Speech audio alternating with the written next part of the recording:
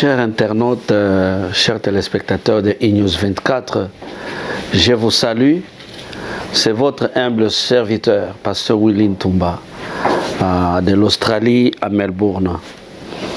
Là, nous dirigeons notre église qui s'appelle One Living Church International. L'église se trouve à Dandenong, sur Foster Street numéro 106, au sud numéro 5. Pour ceux-là qui sont intéressés, donc c'est là que vous allez nous trouver. Chaque dimanche, nous sommes là, nous commençons le culte à partir de 10 h et nous terminons à 12 h. Alors, aujourd'hui, Dieu m'a mis à cœur de vous partager quelque chose. Vous allez m'excuser. Nous allons parler sur la volonté. Donc l'importance de faire la volonté de Dieu. Donc c'est très important de faire la volonté de Dieu. Et je me suis inspiré de cette écriture, Jean chapitre 4. L'écriture ici, Jean chapitre 4, verset 34. La Bible dit, Jésus leur dit, ma nourriture est de faire la volonté de celui qui m'a envoyé et d'accomplir son œuvre. Ma volonté, donc ma nourriture est de faire la volonté de celui qui m'a envoyé et d'accomplir son œuvre. Ici, les disciples sont allés chercher à manger et ils rentrent. Jésus s'entretenait avec la femme samaritaine. Et maintenant, eux, quand ils sont en train de s'inquiéter de Jésus pour manger, alors Jésus leur a dit, lui, sa nourriture à lui, c'est de faire la volonté de celui qui l'a envoyé. Donc, la volonté, donc de faire la volonté de Dieu. Donc, c'est ça sa nourriture. C'est-à-dire, quand lui fait la volonté de Dieu, donc quand il fait la volonté de celui qui l'a envoyé, c'est-à-dire quand il est en train d'accomplir l'œuvre de celui qui l'a envoyé, pour lui, c'est ça manger. Alors, moi je me suis inspiré là, pour tout enfant de Dieu qui est spirituel. Tu veux aussi te nourrir spirituellement, il y a la parole de Dieu, la prière, et aussi d'accomplir la volonté de Dieu. Quand vous priez, quand vous méditez la parole, vous partagez la parole, ou quand vous accomplissez l'œuvre de Dieu, c'est la nourriture. Alors, la volonté de Dieu, quand nous parlons de la volonté de Dieu c'est quoi? La volonté de Dieu, c'est juste le souhait de Dieu, ou le désir de Dieu. C'est-à-dire, Dieu a un souhait ou un désir de voir le monde fonctionner d'une certaine manière. Donc, quand Dieu a créé le monde, quand Dieu nous a créés, donc il a un souhait de nous voir, nous, fonctionner de certaines manières, d'une certaine manière. Je vais continuer à lire le livre de Jean, chapitre 6, verset 38. 6, verset 38, la parole de Dieu dit, « Car je suis descendu du ciel pour faire non ma volonté, mais la volonté de celui qui m'a envoyé. » Là, Jésus était en train de dire que sa nourriture, c'est de faire la volonté de celui qui l'a envoyé et d'accomplir son œuvre. Ici, il dit qu'il est descendu du ciel pour faire non sa volonté, mais la volonté de celui qui l'a envoyé. Alors, écoutez ici, donc Jésus-Christ est donc le personnage modèle pour nous. Il est le modèle de l'homme selon Dieu, selon la pensée de Dieu.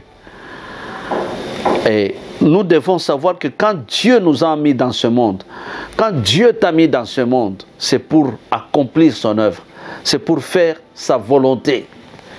Bon, regardons l'année passée 2021, ou les années passées, même 2020, comment les gens sont morts par la pandémie. Il y en a, ils sont morts par des accidents, de naufrages, de crash, et tout ça. Mais toi, tu as l'opportunité de me regarder, tu as l'opportunité de me voir. Pourquoi tu vis? Quand tu te réveilles le matin, jusqu'au soir. Donc tu termines la journée. Quand tu fais un peu, comment on appelle, une rétrospection, est-ce que tu accomplis la parole? Tu as accompli l'œuvre de Dieu? Tu fais la volonté de Dieu? Donc Dieu a un désir. Dieu souhaite te voir accomplir sa volonté. Dieu souhaite te voir vivre d'une certaine manière. Et Jésus-Christ est devenu le modèle. Comme Jésus-Christ est en train de vivre à nous. Il vit en moi, il vit en toi. Donc, il est notre modèle. S'il lui dit que sa nourriture, c'est faire la volonté de son Père, donc c'est lui qui l'a envoyé et d'accomplir son œuvre.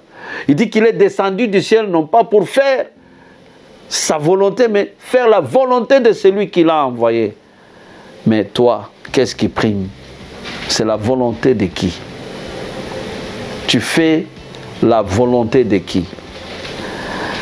Ce que je voudrais dire, c'est que Dieu, quand il nous a mis dans le monde, là où vous vous trouvez, dans n'importe quel pays, Dieu souhaite te voir accomplir son œuvre. Dieu souhaite te voir faire sa volonté. Je vais voir quelque chose dans le livre de Genèse, au début là. Vous allez, pour me faire comprendre. Genèse chapitre 2. Genèse chapitre 2, je lis le 16e et le 17e verset. L'Éternel Dieu donna cet ordre à l'homme: tu pourras manger de tous les arbres du jardin, mais tu ne mangeras pas de l'arbre de la connaissance du bien et du mal, car le jour où tu en mangeras, tu mourras certainement. Donc Dieu a établi l'homme dans le jardin. Et écoute ce que Dieu lui dit: tu vas manger de tous les arbres du jardin. Mais seulement, il y a un arbre. Il y a un arbre. Tu ne mangeras pas de cet arbre. Donc tu ne mangeras pas de cet arbre. Alors, c'était le souhait de Dieu. C'est Dieu qui a voulu ça. Mais quand Ève a donné son attention au diable, à l'ennemi, à Satan, et Satan s'est entretenu avec Ève,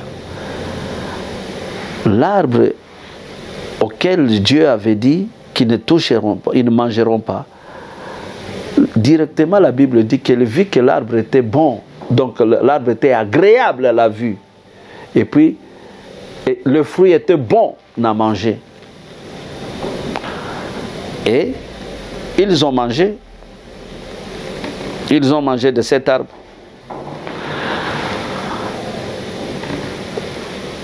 Et la gloire de Dieu est partie. Et donc ils ont perdu la gloire de Dieu.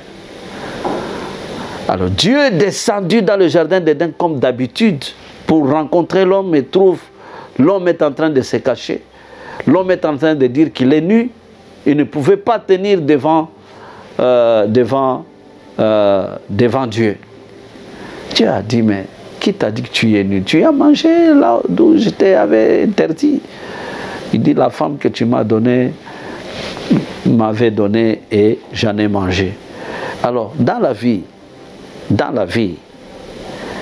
tu n'es pas appelé à faire toutes choses. Tu es un homme libre, mais il faut faire la volonté de Dieu. Et celui qui accepte de faire la volonté de Dieu, Dieu peut te demander de ne pas faire quelque chose. Peut-être la chose nécessairement ne peut pas être nécessairement un péché, mais Dieu ne te permet pas, toi, de toucher à quelque chose ou de faire quelque chose, parce que Dieu a un plan avec toi. Dieu peut m'interdire, moi, de faire quelque chose. Moi, je vais vous donner un exemple. Moi, j'étais un gars là qui aimait beaucoup de bracelets, de médaillons. Bon, j'en avais trop dans les boîtes d'allumettes.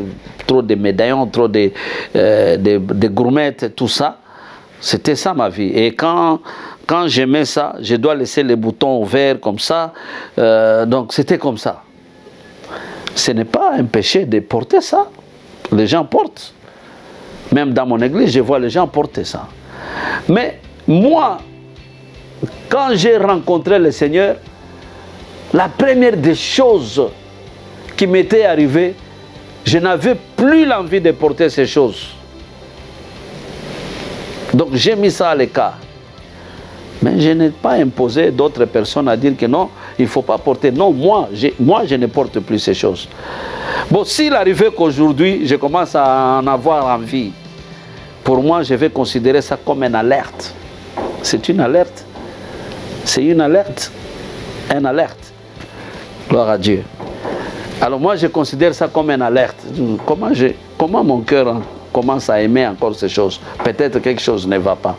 Donc, tu es un homme libre, tu es une femme libre, mais tu n'es pas appelé à faire n'importe quoi. Tu n'es pas appelé à aller n'importe où. Tu n'es pas appelé à vivre avec n'importe qui.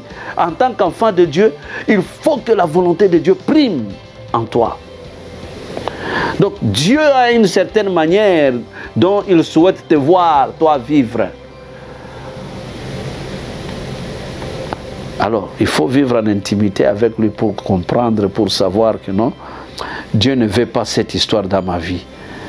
Quelqu'un d'autre peut le faire, mais toi, non. D'autres peuvent avoir les enfants n'importe comment, avec chaque homme avec ça. Donc, un enfant avec son papa, tout ça. Mais toi, Dieu ne veut pas. Alors, il faut faire attention.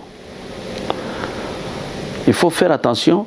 La volonté de Dieu doit primer d'abord. Donc, Dieu t'a mis dans ce monde ici pour faire sa volonté, pour accomplir son œuvre. Et que Jésus-Christ est le modèle. C'est le personnage modèle pour nous. Bien-aimés. Voilà ce que Dieu m'a mis à cœur de partager aujourd'hui. Donc la volonté de Dieu. Alors, mon appel aujourd'hui, c'est quoi? C'est que tu puisses savoir ce que tu dois faire pour Dieu. Nous sommes en 2022.